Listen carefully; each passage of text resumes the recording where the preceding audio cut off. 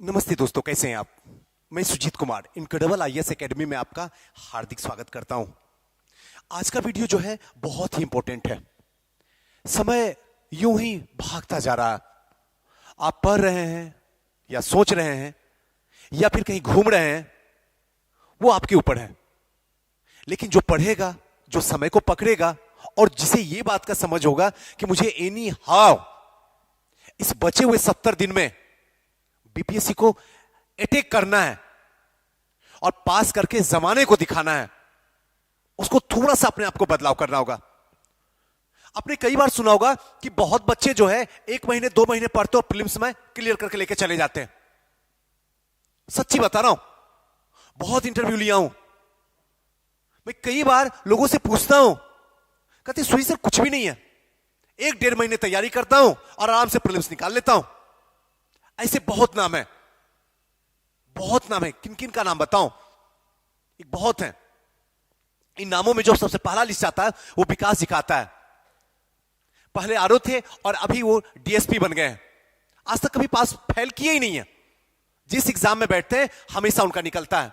या फिर आकाश जी को ले लीजिए, चाहे कोई भी एग्जाम हो, इंडिया के किसी भी एग्जाम, कोई भी पीसीएस हो चाहे यूपीएससी हो, कभी इनसे रुकता ही नहीं है। तो क्या इनकी जानने की जरूरत है ना कि आखिर ये कर क्या रहे हैं? इनका सीधा सा एक फंडा होता है, लिमिटेड पढ़ो और अनलिमिटेड नंबर लाओ। और ये जो अनलिमिटेड नंबर है ये कट ऑफ है।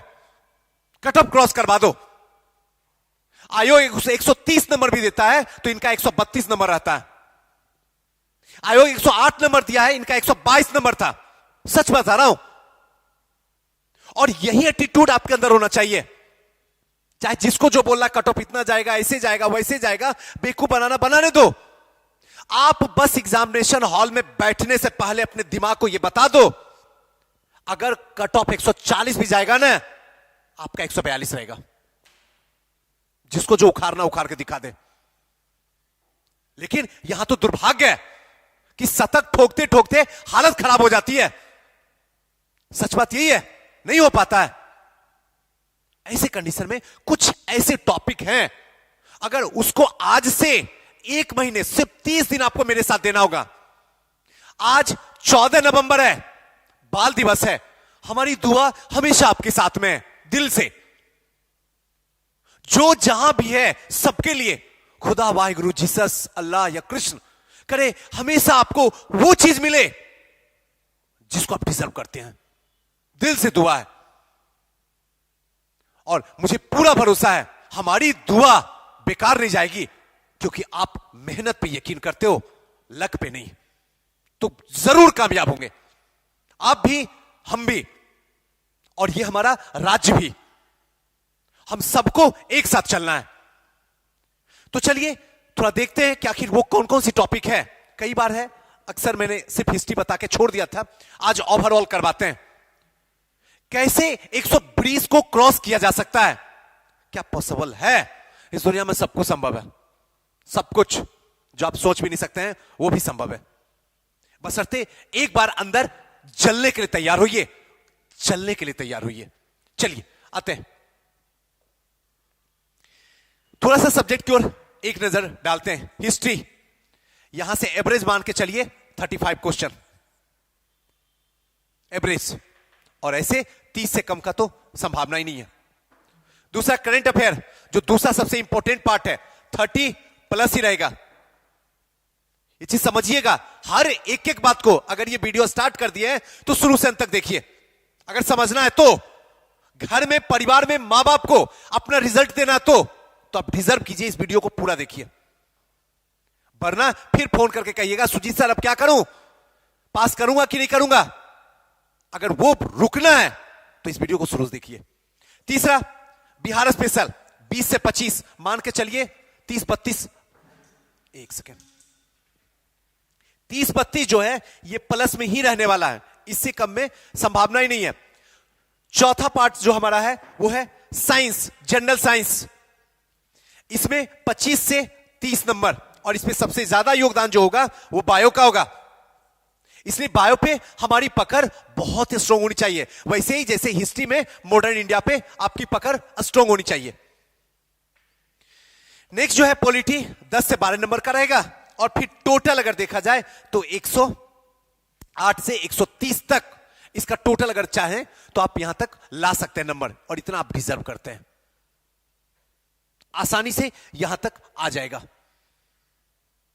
यानी अगर इतना पढ़ते हैं तो 108 प्लस आना तय है।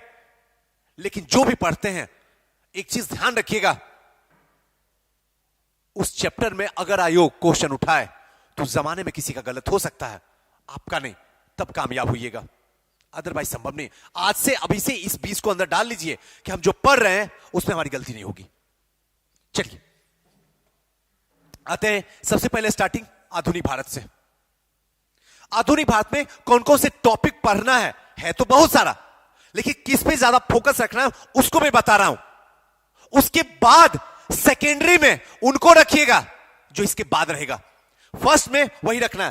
फर्स्ट में देखिए सबसे पहले जो है आप, हां इसको रखिए, ब्रिटिश आर्थिक नीति को, ये इंपॉर्टेंट है। बाकी ये दो उतना इंपॉर्टेंट नहीं है, क्वेश्चन तो पूछा जा सकता है, इस पे ज्यादा नजर आपकी रखनी चाहिए। दूसरा जो है किसान और जनजातीय विद्रोह, इस पे पूरी तरीके से पकड़ होनी चाहिए। अगर देखिएगा तो 66 में 1 है, 65 में 1 है, 64 में 5 है, 63 में 1 भी नहीं है, 62वीं में 2 है, 56वीं से 59वीं में 0 है, 55वीं से 53वीं में 0 है, टोटल 2 है। अगर एवरेज देखा जाए तो, अगर उस हिसाब से देखा जाए तो ये भी इंपॉर्टेंट है। 1857 को अगर देखें तो ये उतना ज्यादा नहीं है, ज्यादा समय देना बेवकूफी है। और खास करके सिर्फ आप कुंवर सिंह के बारे में थोड़ा सा समझ लीजिए तो सफिशिएंट है, उससे ज्यादा इसमें दिमाग नहीं लगाना। धर्म सुधार आंदोलन, ये बड़ा इंपॉर्टेंट है। अगर एवरेज देखिए तो 8 क्वेश्चन यहां से पूछा जाता है, चाहे वो राजा राम मोहन राय की बात हो, ईश्वर विद्यासागर की बात हो, स्वामी विवेकानंद की बात हो, दयानंद सरस्वती की बात हो, इसको थोड़ा सा समझना है। इसलिए थोड़ा ध्यान रखिएगा। धर्म सुधार आंदोलन, जो बात बोल रहा हूं आप बैठिए, क्लिक कीजिए अपने बुक में या जिसमें भी है, इस पर नजर होनी चाहिए। उसके बाद यहां के बाद जो है स्वतंत्रता संघर्ष के प्रथम चरण जो है उसको थोड़ा सा देख लीजिए। अगर कहा जाए तो गांधी युग को उठा के पी जाइए।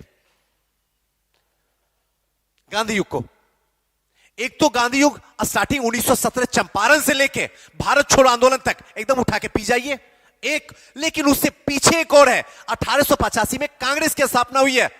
कांग्रेस की स्थापना से लेके स्वदेशी आंदोलन तक 1905 तक उठाकर रगड़ जाइए, सवाल नहीं उठता कि गलत हो जाएगा आपका।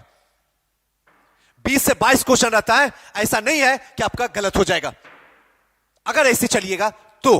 बाकी आपकी इच्छा है। गांधी युग पे कोई भी रिस्क मत खेलिए, उठा के पी जाइए, चाट जाइए कि अगर क्वेश्चन यहां से आएगा गांधी युग से तो आपका गलत नहीं होना चाहिए। अगर पढ़ना तो ऐसे ही पढ़िए। बाकी आपको बता दिया हूं। उसके बाद सेकेंडरी, अगर पीडीएफ चाहिए तो नीचे में टेलीग्राम का लिंक दिया हुआ, वहां पीडीएफ शेयर कर दूंगा, वहां से ले लीजिएगा। चलिए नेक्स्ट प्राचीन में आते हैं। प्राचीन दूसरा इंपॉर्टेंट पार्ट हो जाता है इतिहास का, जहां से 4 से 5 प्रश्न हमेशा बनते हैं। इसमें कौन कौन से पार्ट्स हैं जो इंपॉर्टेंट है, जिसको समझा जा सकता है। हड़प्पा को थोड़ा सा पढ़ लीजिए, लेकिन वैदिक को मत पढ़िए, उस पर समय मत दीजिए, अभी हड़प्पा पे समय दीजिए। इसके साथ साथ अगर चाहते हैं तो धार्मिक आंदोलन पे थोड़ा सा नजर रखिए, जिसमें बौद्ध और जैन। महाजनपद उतना इंपॉर्टेंट नहीं, 3 महाजनपद जो है बिहार वाला, थोड़ा सा एक नजर मार लीजिए, काम खत्म। बौद्ध जैन पे ध्यान रखिए। उसके बाद मौर्य कला पे थोड़ा सा ध्यान रखना है। मौर्य कला के बाद गुप्त कला पे, बाकी पे एक नजर भी नहीं रखना, बस सफिशिएंट है। 4-5 चैप्टर जो है एक नजर से देख लीजिए, उसके बाद एक्स्ट्रा कुछ नहीं करना। उसके बाद अगर समय मिल रहा है तो फिर आगे का काम करना है, बाकी छोड़ भी देंगे तब भी आपका सिलेक्शन हो जाएगा। इसके सिवा कुछ भी एक्स्ट्रा नहीं पढ़ना आपको है। अगर इस 70 दिन स्ट्रेस फ्री रहना है तो, और अपने घर में रिजल्ट देना है तो। चलिए मध्यकालीन भारत, इतिहास के तीसरे खंड में चलते हैं। मध्यकालीन भारत में क्या पढ़ना, इसमें सबसे इंपॉर्टेंट तो है दिल्ली सल्तनत। दिल्ली सल्तनत पे थोड़ा सा बारीकी से परख रखिएगा इसको। इसके साथ साथ में मुगल काल, मुगल काल में 2-3 जो है इंपॉर्टेंट है, उसको रखनी है। ऐसे दिल्ली सल्तनत भी देखिए तो दिल्ली सल्तनत बहुत बड़ा है, कुतुबुद्दीन ऐबक से लेके लास्ट तक जाते जाते बहुत बड़ा हो जाता है। उसमें इंपॉर्टेंट क्या है? एक तो इल्तुतमिश को ध्यान रखिएगा, कुतुबुद्दीन ऐबक का स्टार्टिंग है तो उसको थोड़ा सा ध्यान रखिएगा, रजिया सुल्तान है उसको ध्यान रखिएगा, एमबीटी है उसको ध्यान रखिएगा, मोहम्मद बिन तुगलक है उसको ध्यान रखिएगा, कुछ इनकी आर्थिक नीतियां जो है इसमें नजर रखिएगा, हल्का सा बस एक नजर मार लीजिए, उससे ज्यादा मत कीजिएगा क्योंकि यहां से 2 से 3 नंबर का क्वेश्चन रहता है, ज्यादा दिमाग लगाने की जरूरत नहीं है। और हां, एक तो भूल ही गया, जहां हमेशा क्वेश्चन पूछता है बलबन, लौह रक्त की नीति हमेशा क्वेश्चन पूछता है, बलबन को तो भला भूल ही नहीं सकते आप। मुगल काल, वैसे ही मुगल काल में क्या क्या पढ़ना है, तो मुगल काल में स्टार्टिंग जो हो रहा है बाबर से, थोड़ा सा बाबर वाला हल्का सा एक झलक देख लीजिए, अकबर देख लीजिए, और हां औरंगजेब देख लीजिए, इसके बीच में नहीं कोई खास नहीं है, बस इतना सफिशिएंट है। ये पहले राउंड में देखिए और अगर समय मिले तब फिर आगे का राउंड में देख लीजिएगा। ये आपका कंप्लीट हो गया, ज्यादा कुछ भी नहीं करना है। कोई विजयनगर बहमनी साम्राज्य देखने की जरूरत नहीं है, समय नहीं है आपके पास में इतना, क्योंकि अभी आपके पास में लिमिटेड टाइम है और लिमिटेड टाइम में कट ऑफ को क्रॉस करवाना है तो आपको लिमिटेड ही पढ़ना पड़ेगा, तभी अनलिमिटेड नंबर आएगा। आइए, मध्यकालीन के बाद दूसरा हमारा खंड आता है समसामयिकी, करंट अफेयर। और करंट अफेयर दोनों भारत का भी और बिहार का भी। यह सबसे बड़ी समस्या बच्चों को क्रिएट करता है कि करंट अफेयर का कोई दायरा नहीं है सुजीत सर, साल भर पढ़ूं, 6 महीने वाला पढ़ूं, 2 साल वाला पढ़ूं, और अगर पढ़ भी लेता हूं तो दिमाग इतना कंसंट्रेट नहीं है कि 2 साल का डाटा, साल भर का डाटा, 6 महीने का डाटा ऑब्जर्व कर सके। ऐसे कंडीशन में क्या किया जाए? ऐसे कंडीशन में सीधा सा मतलब है, जितना भी है पूरे साल भर में जो हमेशा चर्चा करा, कोई भी मैगजीन, कोई भी, जरूरी नहीं है कि जो पॉपुलर है उसी को खरीदा जाए, यह बेवकूफी कभी मत करना, कभी मत करना। हमेशा उस मैगजीन को उठाने की कोशिश करो, डिसाइड करो जो आपके एग्जाम ओरिएंटेड मैगजीन बना हुआ है, जो बेहतरीन। मार्केट में बहुत सारी बुक है, नो डाउट है, लेकिन हमारी भी 20 तारीख को मैगजीन अपडेट हो रही है, मार्केट में आ रही है, 20 तारीख के बाद मार्केट में आ जाएगी समसामयिकी का, आप वहां से परचेज कर लीजिएगा। चाहे जितना भी मैगजीन है सबका गुरु लेके आ रहा हूं, सबका, आप जितना भी देखें सब देख लीजिए, 3-4 तो बच्चे रखते ही मैगजीन, उन सबका कंपाइल करके एक में रखा हो, इतनी बेहतरीन कि एकदम और एग्जाम ओरिएंटेड, अगर इसमें तो इसमें, नहीं तो फिर उसमें कहीं से भी नहीं, पूरे अच्छे तरीके से कंपाइल कर रहा हूं। मोस्ट प्रॉब्ली 20 तारीख तक आपके हर एक शहर में पहुंच जाएगा। आइए देखते हैं इसमें पढ़ना कौन कौन सा पार्ट है। अगर कोई भी मैगजीन अब तक आप खरीद लिए हैं तो 20 तारीख समय है, वेट तो कर नहीं सकते हैं, लेकिन जो भी है मैगजीन आपको उसमें देखना क्या, सबसे पहले खेलकूद। खेलकूद में एक चीज ध्यान हमेशा रखना है कि आप क्रिकेट वाला पोर्शन पे ज्यादा समय मत दीजिएगा, ध्यान रखिएगा, ये चीज ध्यान रखिएगा। बाकी जो भी है, लॉन्ग टेनिस है, टेबल टेनिस है, हॉकी है, बैडमिंटन है, इस सब ने हमारे देश का नाम रोशन किया है, इन सब के खिलाड़ी, तो थोड़ा सा इसको ध्यान रखना है। एकदम लिमिटेड पढ़िए, सोच के पढ़िए ताकि आराम से क्रैक कर दिया जाए। क्रिकेट मत देखिए, क्रिकेट बच्चा बच्चा जानता है, आयोग को पता है, बिहार में और हिंदुस्तान में, इसलिए वहां पे ध्यान रखिएगा। व्यक्तित्व, वैसा व्यक्तित्व जिसने समाज को परिवर्तन कर दिया, लोगों की सोच को परिवर्तन कर दिया, पर्यावरण को परिवर्तन कर दिया, अगर ऐसे कोई व्यक्तित्व है तो वो सबसे चर्चा का विषय है। और खास करके इसमें अगर महिला है तो उठा के पी जाइए, क्योंकि क्वेश्चन वही से राइज होने वाला है। 2014 के बाद महिलाओं का जमाना आ गया था, और अच्छी बात है, मुझे भी बड़ी गर्व होता है, अच्छी बात है। तो ऐसे कंडीशन में जहां भी महिला दिखे उठा के पी ले, क्योंकि ये वीडियो महिलाएं भी देख रही हैं, वो भी ध्यान रखेंगे, उनको भी उठा के पीना है। तो इसको थोड़ा सा व्यक्तित्व में ध्यान रखना, और ऐसा व्यक्तित्व जिनको भारत रत्न मिला हुआ है, नोबेल प्राइज मिला हुआ है, या फिर पद्म विभूषण मिला हुआ है, ठीक है ना, तो इन सब पे थोड़ा सा गहरी नजर रखिएगा। और स्पेशली जो बिहार में है, जिनको पद्मश्री मिला बिहार के, थोड़ा सा उनका नाम जाने या ना जाने, उनका क्षेत्र जरूर जान जाइएगा। नाम पूछे या ना पूछे, नाम चर्चा में है, नाम नहीं भी पूछ सकता, क्षेत्र जरूर आयोग पूछेगा। ध्यान रखिएगा किस काम के लिए उनको दिया जा रहा है, यह चीज जरूर ध्यान रखिएगा। अरे ऐसा पढ़िए ना कमाल का हो जाए, टाइम पास करने वाला मत पढ़िए, और जरूरत से ज्यादा उठा के मत पढ़िए, क्योंकि अनपढ़ होगा तो वो सारा का सारा डाटा जो है एग्जामिनेशन हॉल में कंफ्यूजन के साथ निकलेगा और वो आप बर्बाद हो जाइएगा। बाकी सोचना आपको है। सम्मेलन और अभ्यास, सम्मेलन और अभ्यास बहुत सारा हुआ है, आप पागल हो जाइएगा पढ़ के, इतनी सारी ग्रंथ, इतनी सारी मैगजीन है, भर भर के पेज देता है। ऐसे सम्मेलन में आपको ध्यान यह रखना है कि भारत के साथ रिलेशन सबसे बेहतरीन किसका है, पहला चूज ये करना है।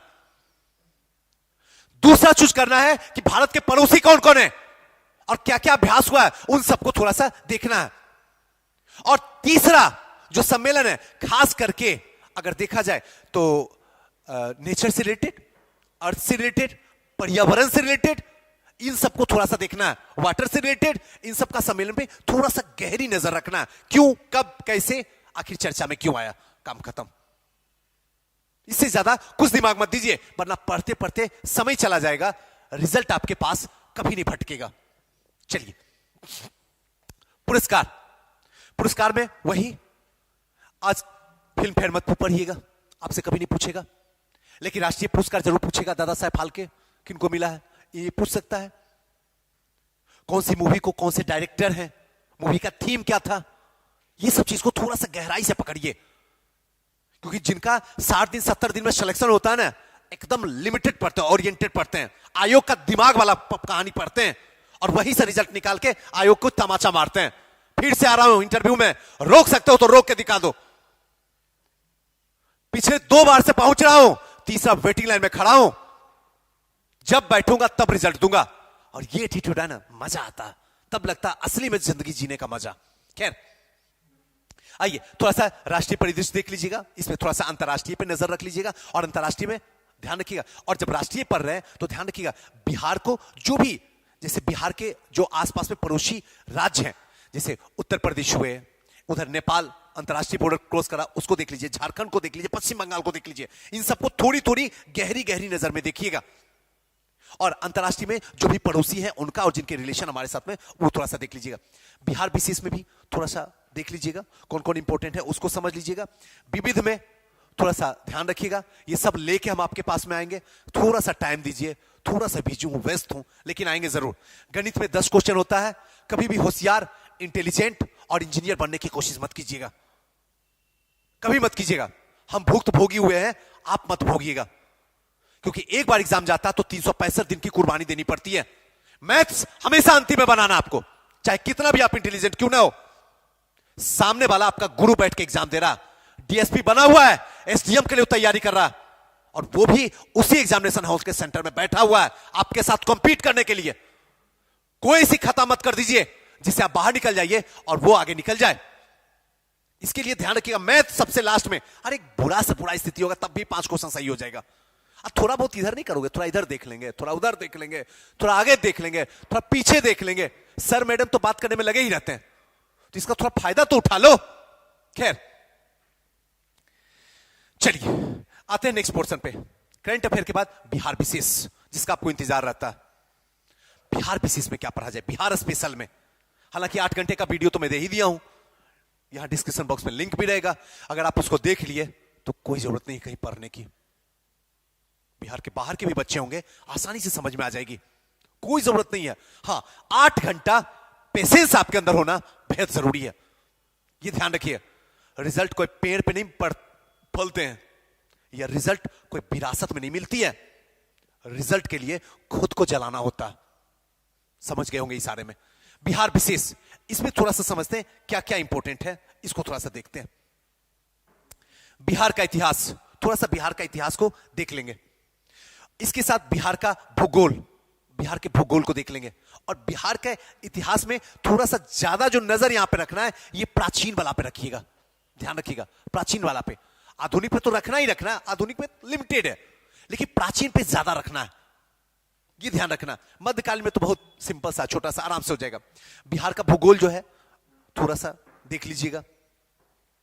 उसके बाद जनगणना, जनगणना जा रहा है, नई जनगणना आ रहा है 2021 में, तो जा रहा है, तो जनगणना इस बार जाते जाते कहीं रुला ना जाए, याद रखिएगा मेरा कहने का मतलब, रुला ना जाए, यानी कि जनगणना पे पकड़ होनी चाहिए, छोटी छोटी बात को पकड़ लीजिएगा।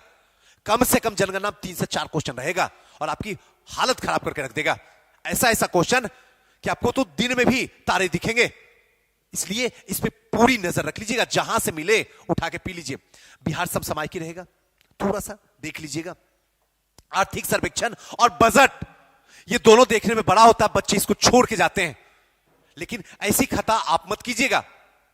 थोड़ा थोड़ा अंतिम टाइम में ही देखें, देख जरूर लीजिए, कम से कम नजर से एक दो बार तो गुजार दीजिए, ताकि यहां पे कंफ्यूजन ना रहे और आसानी से 2-3 नंबर लाया जा सके। जिनका 107 नंबर आया था वो प्रीलिम्स पढ़ रहे हैं, जिनका 108 नंबर आया था वो मेंस लिख रहे हैं, और जिनका 0 नंबर आया था वो भी प्रीलिम्स पास कर रहे हैं, प्रीलिम्स की तैयारी कर रहे हैं। एक नंबर भी अगर कम आएगा तो आपको आयोग मेंस लिखने नहीं देगा। इतना बड़ा खतरनाक आदमी है। तो कम से कम कट ऑफ तो 2 नंबर ज्यादा करके रखिए, जो भी कट ऑफ रखे उससे 2 नंबर, और इसके सिवा ज्यादा कुछ नहीं करना।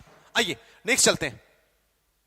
जीव विज्ञान, ये वाला पोर्शन भी बड़ी खतरनाक है कि बायोलॉजी तो समझ में नहीं आती है। जो साइंस वाले होते हैं उनके तो बल्ले बल्ले हो जाते हैं, जो कॉमर्स बैकग्राउंड के होते हैं, जो आर्ट्स बैकग्राउंड के होते हैं, उनकी तो हालत खराब हो जाती है। जैसे बायोलॉजी जीव विज्ञान सुनते हैं उनकी पूरी धड़कन हिल जाती है, और इसी की वजह से साइंस वो लिए नहीं थे ग्रेजुएशन में, और फिर से वही वाली बायोलॉजी पढ़ने की बात आ रही। तो घबराइए नहीं, टेंशन मत लीजिए, आयोग बेवकूफ नहीं है।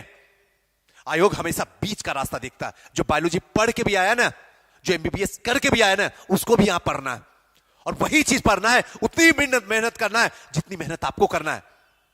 चाहे कितना भी कोई हिस्ट्री पढ़ ले आर्ट्स का स्टूडेंट, लेकिन उसको प्रीलिम्स अलग तरीके से पढ़ना होगा, रटना ही होगा, वहां कोई उपाय नहीं है।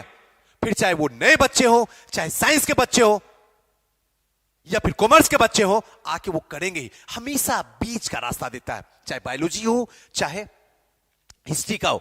अगर हिस्ट्री में ज्यादा हार्ड क्वेश्चन देगा तो साइंस वाले बच्चे बाहर निकल जाएंगे, और बायोलॉजी में ज्यादा हार्ड क्वेश्चन देगा तो फिर यहां से आर्ट्स वाले बच्चे बाहर निकल जाएंगे। क्या आयोग ऐसा करेगा खता? आपको लगता है? यही तो सबसे बड़ा पॉजिटिव है, वो हमेशा बेसिक क्वेश्चन आपसे पूछेगा, आता हुआ क्वेश्चन, आसपास में दिखता हुआ क्वेश्चन पूछेगा और आपको गिरा देगा। आइए इसमें पढ़ा किस में जाए सबसे ज्यादा? तो सबसे पहला और इंपॉर्टेंट जो बात है वो ध्यान रखिएगा, आपको जंतु एवं पादप का वर्गीकरण एकदम ध्यान से पढ़ लीजिएगा, पहला वाला। दूसरा जो है वो आपका पोषक, विटामिन, खनिज। तीसरा जो है रोग। आपको एक मजेदार बात बताऊं बायोलॉजी पढ़ने का, व्यक्ति कैसे जन्म लेता है पता होना चाहिए आपको, पौधा कैसे जन्म लेता है पता होना चाहिए। व्यक्ति और पौधा दोनों को लेकर चलिएगा। जब व्यक्ति जन्म लेता है तो धीरे धीरे बढ़ता है, कैसे बढ़ता है पता कीजिए। जब व्यक्ति धीरे धीरे बढ़ना शुरू करता है तो उसे पोषक तत्व की आवश्यकता होती है, पता कीजिए कौन कौन से पोषक तत्व हैं। और जैसे जैसे आगे बढ़ना शुरू करता है, बीमारियां भी पेड़ और व्यक्ति में लगना शुरू होता है, दोनों की बात कर रहा हूं। अब वो बीमारियां याद रखिए, कौन कौन सी बीमारी है, कैसे दूर होगी। धीरे धीरे व्यक्ति बढ़ते बढ़ते वयस्क तक पहुंचता है, फिर शादियां होती है, पता कीजिए प्रोडक्शन कैसे होता है, कैसे बच्चे हो रहे हैं। बस ये चीज को पकड़िए, मजा आएगा पढ़ने बायोलॉजी। और फिर फाइनली जो है धीरे धीरे धीरे धीरे हार्मोन्स, एंजाइम जो बिगड़े, हल्का सा समझ लीजिए, काम खत्म है। और है क्या बायोलॉजी? 3-4 पार्ट को बस ध्यान रखिए। जन्म कैसे हुआ है पहला पोर्शन ये याद रखिए, कैसे वृद्धि हो रहा है वो याद रखिए, धीरे धीरे कौन से पोषक तत्व की जरूरत है, क्योंकि खाना तो चाहिए वृद्धि होने के लिए, वो पता कर लीजिए। फिर रोग जो लगेगा उसके बारे में पता कर लीजिए, खेल खत्म कीजिए। नहीं है समय, इतना ज्यादा समय दिया जाए, और कोई एमबीबीएस करने हम थोड़ी आए यहां पर। बस आइए नेक्स्ट जो है भौतिकी, ये भी इंपॉर्टेंट है। हो सकता है कभी अगर बायोलॉजी में कम क्वेश्चन देने की कोशिश किया, आयोग का दिमाग लगा कि हर कोई बायोलॉजी रट रहा है, उठा के भौतिकी से ज्यादा क्वेश्चन दे देता है। इसलिए भौतिकी को भी, यानी कि फिजिक्स को हल्के में नहीं लेना। इसमें जो इंपॉर्टेंट है वो है मात्रक एवं बीमा, इस पे नजर रखिएगा, सबसे पहला नजर। उसके बाद जो है आपको जो भी करना है कर लीजिएगा, लेकिन जो इंडिकेट कर रहा हूं उसमें आपको पारंगत होना, पंडित होना, एक भी क्वेश्चन गलत नहीं होने चाहिए। दूसरा जो है आपका गति में दिमाग नहीं लगाना, गति से क्वेश्चन नहीं पूछता है, इसलिए इसको हटा दीजिए गति को। उसके बाद सीधे उष्मा आ जाइए, हीट में आ जाइए। हीट इंपॉर्टेंट है, हीट को थोड़ा सा समझ लीजिए। हीट के बाद लाइट, प्रकाश है, प्रकाश को समझ लीजिए। और प्रकाश के साथ साथ में विद्युत, ये 4 को अगर पढ़ लिए तो कंप्लीट है, ज्यादा भौतिकी में फिजिक्स में समय नहीं देने का है। क्लियर? आइए नेक्स्ट चलते हैं, रसायन शास्त्र यानी कि केमिस्ट्री। केमिस्ट्री में जो सबसे इंपॉर्टेंट पार्ट है उसको समझिए। सबसे ज्यादा जो है रासायनिक यौगिक, इस पे ज्यादा नजर आपकी होनी चाहिए। रासायनिक यौगिक 2 से 3 क्वेश्चन रहेगा, ज्यादा नहीं रहेगा, ज्यादा दिमाग नहीं देना, इसलिए 2 से 3 क्वेश्चन रहेगा, तो 2 से 3 टॉपिक ही पढ़ेंगे। जितना क्वेश्चन उतना ही टॉपिक पढ़ना, ज्यादा दिमाग नहीं लगाना। तो ध्यान रखिएगा, थोड़ा सा रासायनिक यौगिक को पढ़ लीजिएगा। इसके साथ साथ थोड़ा सा धातु और अधातु, थोड़ा सा दोनों सा हल्का सा एक नजर दौड़ा लीजिएगा। और एक चैप्टर और ध्यान रखिएगा, पदार्थ की आवश्यकता, सॉरी अवस्था, पदार्थ की अवस्था, उसको थोड़ा सा ध्यान रखिएगा। ज्यादा पढ़ने की जरूरत ही नहीं है, इतना पढ़ लिए आपका काम बन गया। अब इससे आगे पढ़ने की कोई जरूरत नहीं है। अगर इतना कर लेते हैं, हमें बस पास करना है, हमें विद्वान नहीं बनना जी, नहीं बनना। हमें कोई इंटेलिजेंस नहीं दिखाना जमाने को, हमें बस आयोग के कटअप को क्रॉस कर जाना है और आयोग से निमंत्रण ले लेना है, मेंस लिखने आ रहा हूं, रोक सके तो रोक के दिखा लेना, बस। उससे ज्यादा दिमाग नहीं लगाना। आइए नेक्स्ट चलते हैं। अर्थव्यवस्था। अर्थव्यवस्था मोस्टली जो है करंट अफेयर से ही जुड़ा हुआ ज्यादा रहता है, तो थोड़ा सा अगर करंट अच्छे से है तो आराम से बन जाएगा। इसमें जो है आर्थिक कार्यक्रम जो भी हुए हैं उनको थोड़ा सा देख लीजिएगा। अर्थव्यवस्था में दोनों, हिंदुस्तान में भी और बिहार में भी, ये दोनों इंपॉर्टेंट है, ध्यान रखिएगा। इसके साथ साथ में थोड़ा सा राष्ट्रीय आय पे हल्का सा नजर डाल दीजिएगा, ध्यान रखिएगा। हालांकि राष्ट्रीय आय आप आगे भी पढ़ेंगे, हिस्ट्री में भी आपको पढ़ना होता है, क्योंकि पहली बार जो है धन का निष्कासन दादा भाई नौरोजी ने दिया था, जो बताया था 20 रुपया, तो वहां से भी इसको जोड़ के समझ सकते हैं। तीसरा जो है बैंकिंग मुद्रा, इसको थोड़ा सा समझ लीजिएगा। नीति आयोग को तो गलती से नहीं भूलिएगा, इसको देख लीजिएगा। थोड़ा सा बजट को देख लीजिएगा और थोड़ा सा कृषि इस बार चर्चा में है वो समझ लीजिएगा, और योजना। इसके सिवा एक्स्ट्रा कुछ नहीं पढ़ना है। अगर बैठ जाइए पढ़ने के लिए तो 2 दिन सफिशिएंट है, 2 दिन में उठाकर चाट जाइएगा, उससे ज्यादा समय भी नहीं लगेगा आपको इकोनॉमी में। 2 दिन, मात्र 2 दिन, 2 दिन में इसको उठाकर चाट जाइएगा। और ऐसे करना होगा। अगर अपने आप को फ्रेश रखना है, डर से दूर रखना है, आपके पास में कभी भी कोई निगेटिव ना आ जाए, उससे बचना है, तो ऐसे ही पढ़ना है। क्योंकि अब वो टाइमिंग आ गया, डर वाली टाइमिंग। नहीं होगा तो क्या होगा सुजीत सर? अरे कमाल होगा, टेंशन क्यों ले रहे हो? पहले करो, तो जो तुम कर रहे हो उसमें ईमानदारी झलकाओ ना। नहीं होगा तो क्या होगा, वो तो देख लेंगे ऊपर वाले। लेकिन जो कर सकते हो उसमें ईमानदारी से रखो, वो मौका ही नहीं आएगा, दिमाग में आएगा नहीं। नहीं होगा तो क्या होगा, क्योंकि होगा ही होगा, होगा क्यों नहीं। नेक्स्ट है राजव्यवस्था, पॉलिटी। पॉलिटी में जो इंपॉर्टेंट पार्ट है वो मैं आपको बता देता हूं। सबसे पहले संविधान और संघ नागरिकता, इस पे थोड़ा सा नजर, पहली नजर खतरनाक वाली होनी चाहिए, इस पे नजर रहनी चाहिए। इसके साथ साथ एक दूसरा पोर्शन जो है संसद और कार्यपालिका, ये 2 पार्ट जो है, हालांकि ये भी पूरी तरीके से करंट से ही जुड़ा हुआ है, पूरा करंट ही है, लेकिन ये 2 चैप्टर इसको आपको ध्यान रखना है। और तीसरा एक चैप्टर और वो है स्थानीय शासन। अगर इस 3 को आपने पढ़ लिया, ज्यादा मत देखिए, कोई जरूरत नहीं देखने की। आसानी से आपका 8 क्वेश्चन सही हो जाएगा, 10 में 8 तो कोई रोक ही नहीं सकता। बस 3 चैप्टर है पढ़ने का। उसके बाद अगर समय मिलता तो एक नजर से इसको देख लीजिए, काम बन जाएगा। और जितना ज्यादा पढ़ना वो आपकी इच्छा है। आपको लगता है कि नहीं ऐसे क्यों होगा, वो क्वेश्चन छूट जाएगा, तो अगर उस चैप्टर से क्वेश्चन आयोग दे दिया है तो पढ़ते रहो ना भाई।